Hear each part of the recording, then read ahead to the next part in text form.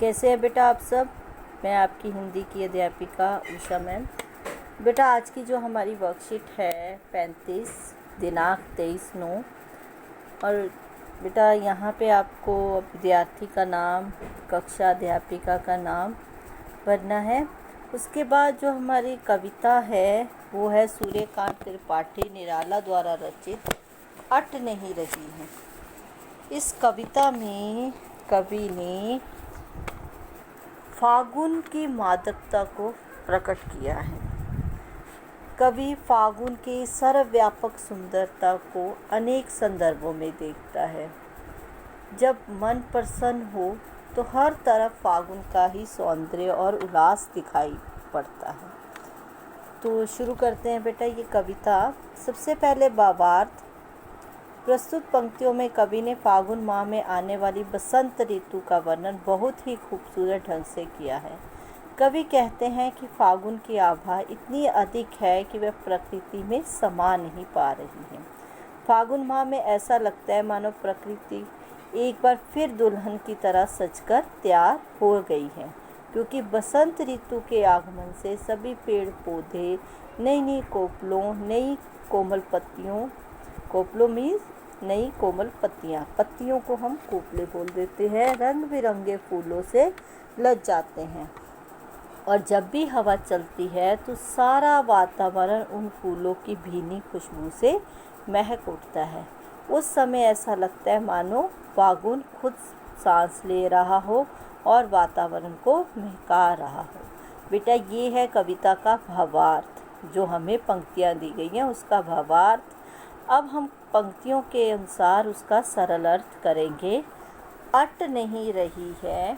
अट का अर्थ होता है समाना, अर्थात हम उसको स्वीकार नहीं कर पा रहे। समाना, हमारे अंदर वो बात समा ही नहीं रही है।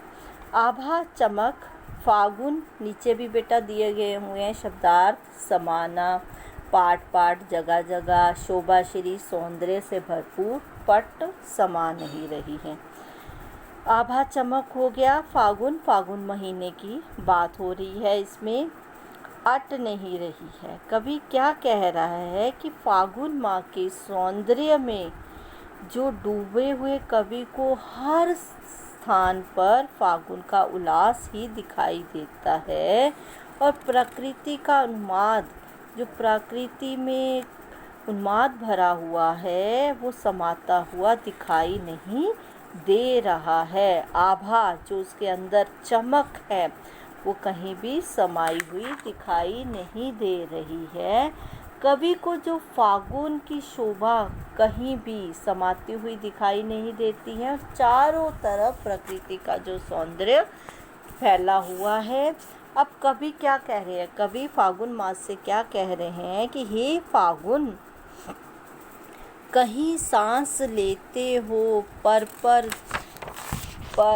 घर घर भर देते हो, उड़ने को नभ में तुम पर कर देते हो।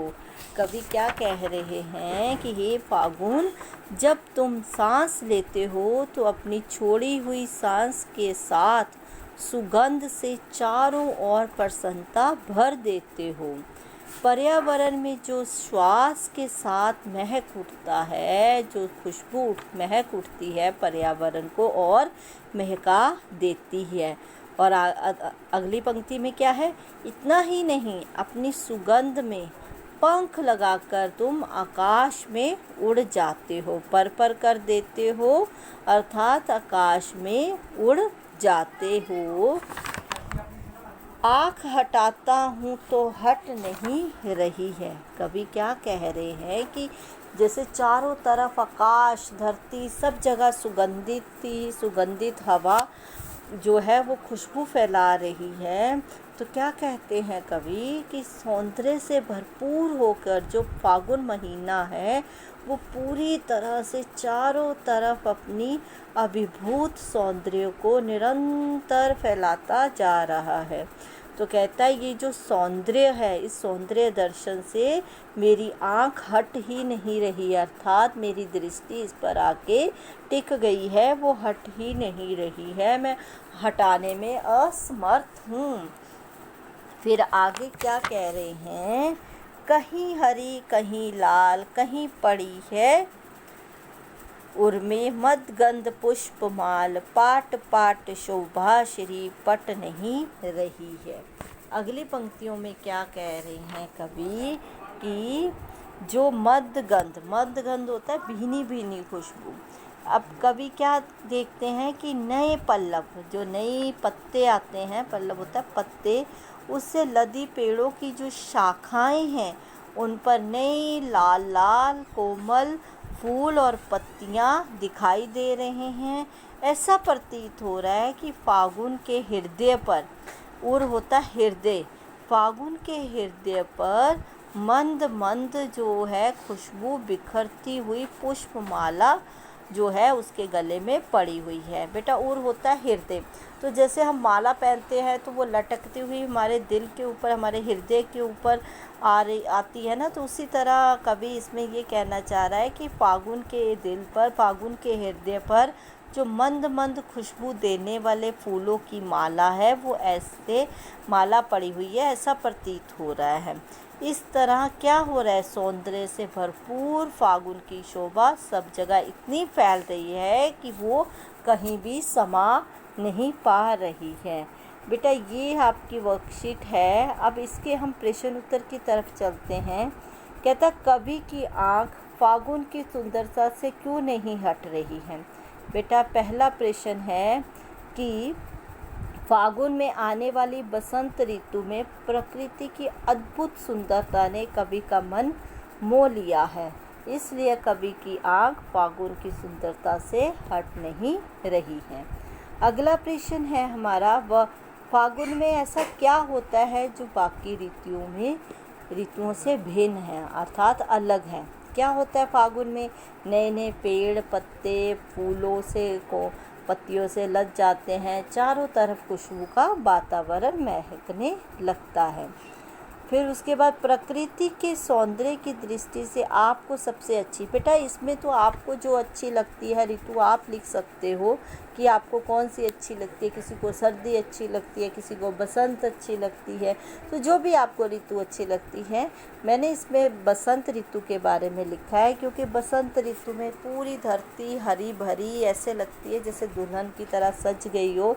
नए नए पत्ते फूल डालियाँ जो है फूलों से लद जाती हैं और वातावरण में चारों तरफ खुशबू फैल जाती है।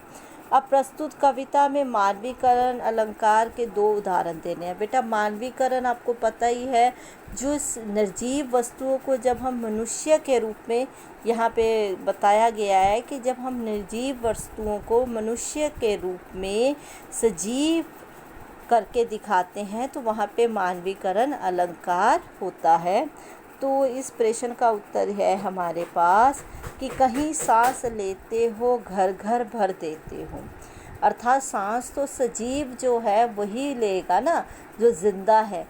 निर्जीव वस्तु तो सांस नहीं लेती है। तो यहाँ पे मानवीकरण अलंकार का ये एक और उदाहरण है, उड़ने को नभ में तुम पर कर देते हो।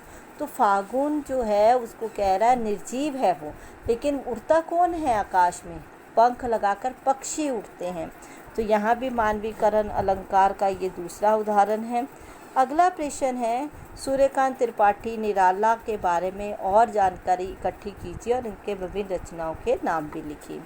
बेटा सूर्यकांत त्रिपाठी निराला जी के बारे में मैंने जो पहली वीडियो भेजी थी उसमें मैंने आपको इनका सारा परिचय दिया था।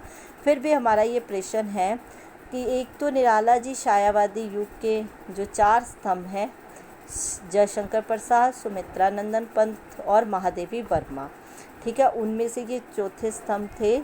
इन्होंने कहानियाँ, निबंध, उपन्यास की रचना की है।